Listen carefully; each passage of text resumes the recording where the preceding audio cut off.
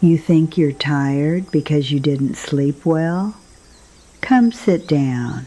Sit with me and listen before you do anything else. You're not tired, you're numb, and there's a big difference between those two things. When you're tired, you rest and you recover.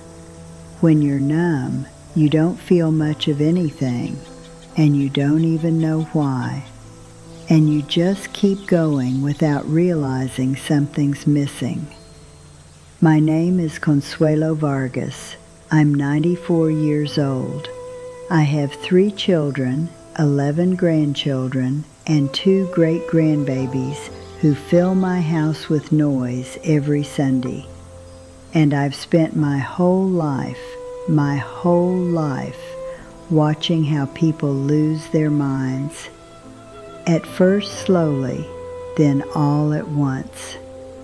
Today I'm going to tell you the truth about what that screen is doing to your brain, your family, and your whole life. And I'll tell you something else. The people selling it to you are hoping right now that you stop watching before the end. Because if you hear everything I have to say, they're going to lose a lot of money. And to them, money matters more than your health, your family, and your time in this life. They're stealing your mind, plain and simple, not with force, not all at once. They're taking it little by little, second by second, with every notification, every video that starts on its own, every screen that lights up before you even decide to look, and you're handing it over, willingly, without resistance, like a child taking a stranger's hand because they were offered a piece of candy. Your attention is the most valuable thing you have, more than money, even more than your health. Because with attention, you can build health, build money, build love. Without attention, you can't build anything. Without it, you're just a leaf blowing in the wind. And that's exactly what they want you to be, a leaf going wherever they decide. Let me describe your day. You tell me if I'm wrong. You wake up. Before your eyes are even fully open, before you've taken 3 proper breaths, you've already got your phone in your hand. Not because you chose to, it's automatic, a reflex. Somebody posted something, somebody argued with somebody, some piece of news, true or not, has already upset your stomach before breakfast. And your head is already full of other people's noise before you've even thought about yourself.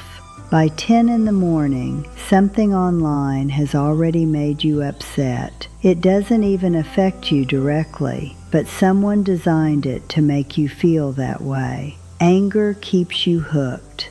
Fear keeps you hooked. Outrage keeps you hooked. They know it, they study it, they get better at it every day.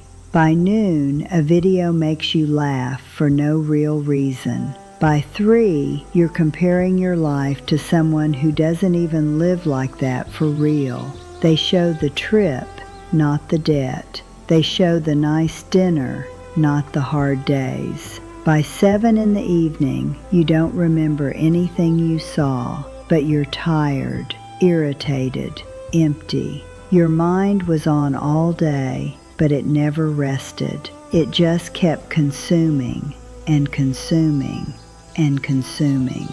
Just like your body needs to stop digesting to heal, your mind needs to stop consuming to think. When the mind doesn't rest, it can't create. When it can't create, it can't solve. When it can't solve, it gets overwhelmed. And when that happens, it looks for relief.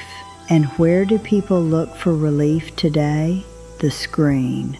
That cycle never ends. It was designed that way. Listen carefully, because this is important. You're hooked, not by accident, on purpose, with science. with billions of dollars spent just to make sure you don't let go of that screen. There are entire teams, engineers, psychologists, scientists, working to make sure you stay. They study your brain. They know what makes you stop. They know what makes you click without thinking. Your brain reacts to movement, faces, novelty, conflict, and they use all of that against you. Every surprise gives your brain a tiny bit of pleasure, and when it fades, you want more. Just like alcohol, just like cigarettes, same mechanism, same trap. They call it engagement. I call it theft. They're taking your time, your mind, and you're paying with your life. Let me tell you about my husband, Rodrigo. God rest his soul, the best man I ever knew. He was a carpenter, made beautiful furniture. One day I asked him how he knew what something would look like before he started, and he said, "Consuelo, I build it in my mind first, in silence, until it's just right." That's deep thinking, and hardly anyone does that anymore, because it requires silence, and silence has disappeared. The moment things get quiet, people grab their phones. But silence isn't bad. It's where the best part of you lives. I saw something I'll never forget. A grandson sitting next to his grandfather. Beautiful evening. The boy on his phone. The grandfather looking out at the horizon. The grandfather passed away the next year, and that boy never knew who he really was. That time doesn't come back, and it's happening every day. People are there in body, but nowhere else. That has a name: loneliness dressed up as connection. Thousands of followers, and still alone. A screen doesn't hug you. It doesn't notice your pain. That's not friendship. That's a lying mirror. What worries me most is the children. Little kids given screens just to stay quiet. Kids who don't know how to be bored, but boredom matters. That's where creativity is born. It was in boredom that I learned, created, lived, and now nothing of their own, and they measure their worth in likes. That's cruel. Your worth comes from who you are, not from a screen. I'm not telling you to throw your phone away, but there's a difference between using it and being used by it. Start small. Tomorrow morning, don't grab your phone right away. Eat without a screen. Take a walk without your phone. Before bed, put it away for an hour. It'll feel uncomfortable. That's a good sign. Do you know the last time I had a thought that was truly mine? This morning. Like always, I don't have a smartphone. 94 years old, clear mind, peaceful heart. My grandchildren come over and leave their phones aside. They built a system to capture your attention, and when you give it to a screen, you take it away from what really matters, and then you wonder why life goes by so fast. The only way out is to take it back. Don't let a machine decide what you think.